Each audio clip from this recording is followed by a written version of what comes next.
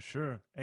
With my next question for you, with being a sports fan and a football fan in general, one of my biggest questions: why doesn't more kickers go earlier in the NFL draft?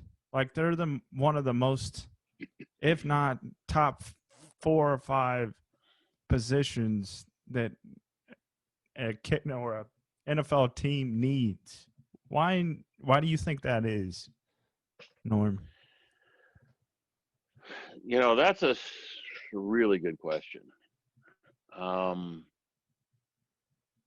Like the last one that I've seen is the kicker that came from Florida State that went to the Buccaneers and didn't pan out. Aguayu, I think that's his name. so I, there's a couple reasons, and they probably kind of all add into that. And I've seen the NFL go through some um,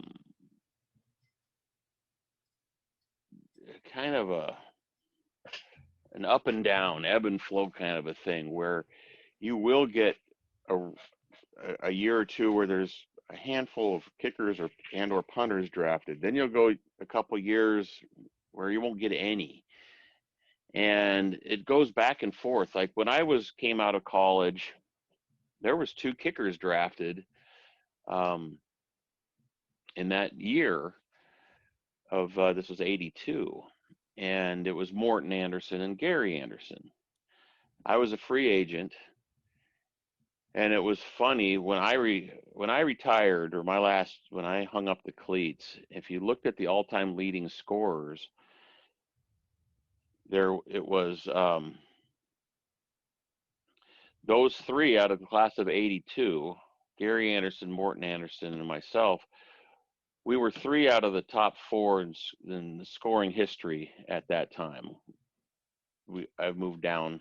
Actually, all those guys have moved down a little bit, but I've moved down the most. But um, the only other one that was in that top 4 was George Blanda.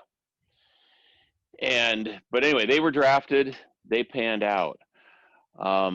The guy that followed me at UCLA, so I wasn't drafted. The guy that followed me at UCLA, matter of fact, I think I had something to do with helping him get there to UCLA.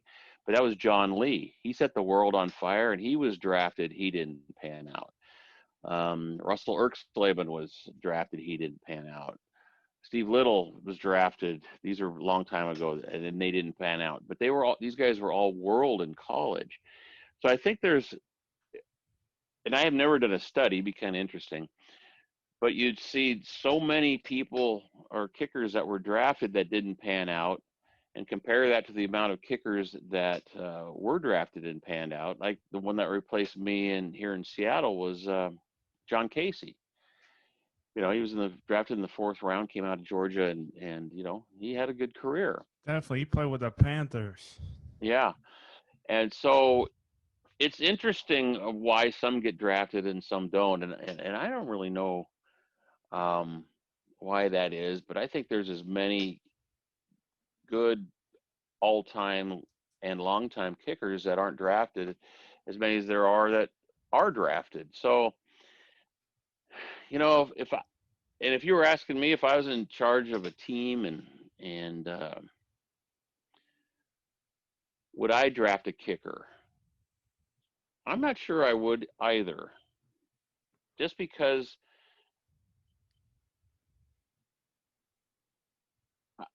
I think you can pick up a kicker that um, has been tested later in let me think. I, as a GM, would probably rather pick up somebody who has NFL experience and um, has been around a little bit and get that person as opposed to a rookie. You'd have to be pretty special as a rookie to draft somebody, I think. Just because it's a being really good in college and being really good. But I think this goes for any position. This is just part of the draft. But it's a lot different transition. It's a big transition to go from college to pro. Definitely. It Yeah, really so is, but I don't know. It's it'd be interested. I would be interested to see somebody really do a kind of a study on that and go back and look at all the kickers and punters that were drafted. Up here in Seattle, we drafted Dickerson, or let's see, Michael Dixon, our punter, um, and he's turned out great. I love him. He's a great punter, and they drafted him. That was kind of unusual. Probably only the second time the Seahawks ever drafted a kicker or a punter that I'm aware of. And definitely.